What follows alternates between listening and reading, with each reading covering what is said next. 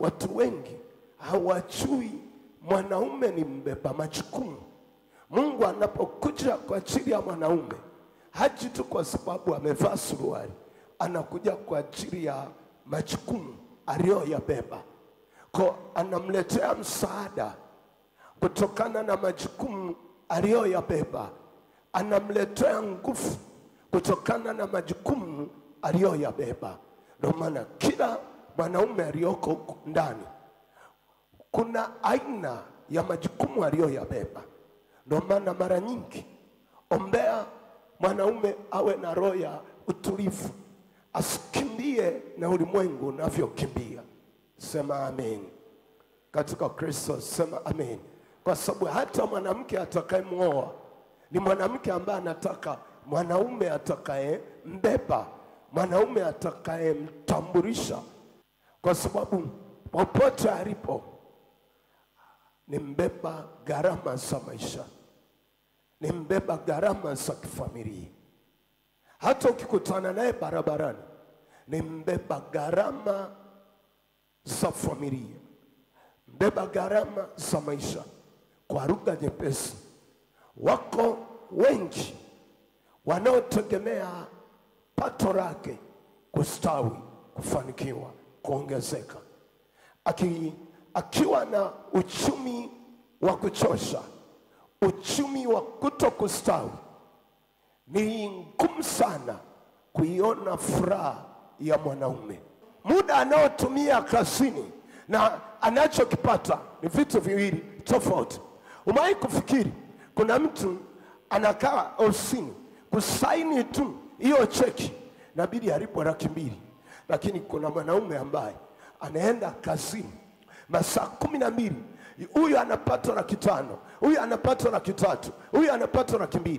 Lakini kuna mwanaume mwingine masaa 12 hayo anakaa kazini, anapata 10,000, anapata 5,000, anapata 20,000, anapata 20,000, muda mwingine hapati kabisa. Lakini hujawahi kung'ang'ana mbele za Mungu, Mungu amfungue kwenye uchumi wa kuchosha.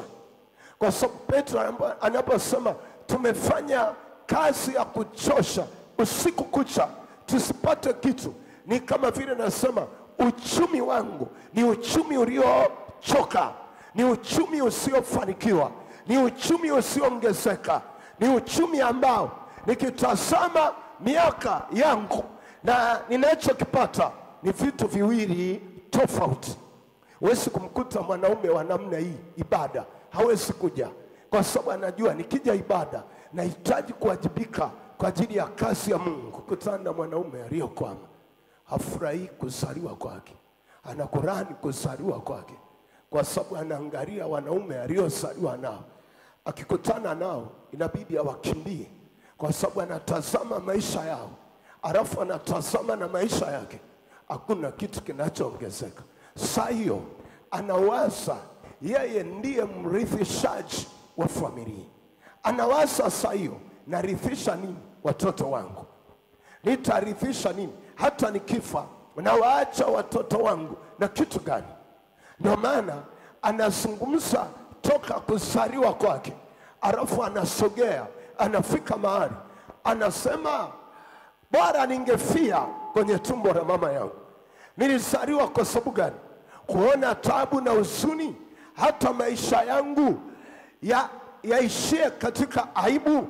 Maana yake alikuwa anazungumza hali yake ya kimaisha, alafu auoni mwisho mwema, anauona mwisho mbaya. Umewahi kutana na mtu ambaye aoni mwisho mwema? Unaishi lakini mbele yako unajua kwa kweli hizi nguvu zikipungua, hizi nguvu zikiisha, sina mahali ya kushikilia.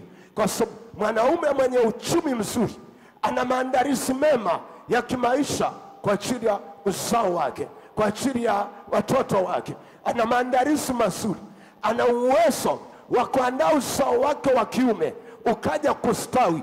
Ana uwezo wa kuandaa mazingira ya watoto wake aliowazaa kuwa mazingira ambayo kila mtu akitazama anasema kuna mwanaume katika familia hii, kuna mwanaume katika ndoa hii, kuna mwanaume katika ukoo. yale maandario, kwa sababu kuna kuzeka, kuna kuishiwa nguvu.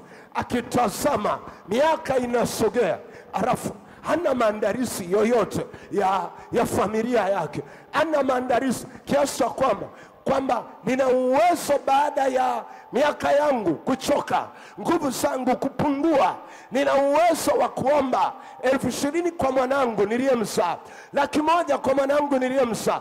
Anatazama ukurasa wake, anaona umefungwa.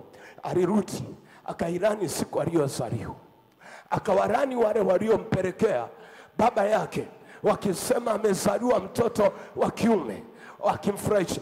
Alirani na siku aliyozaliwa, anasema iwe ni giza. Kwa nini?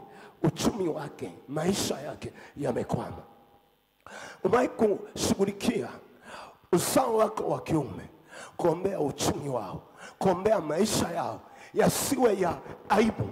Kuna saa tukikaa kanisani, tunakaa kanisani kama wapitaji, tunakaa kanisani kama watu wasiojua kuna kuzeeka.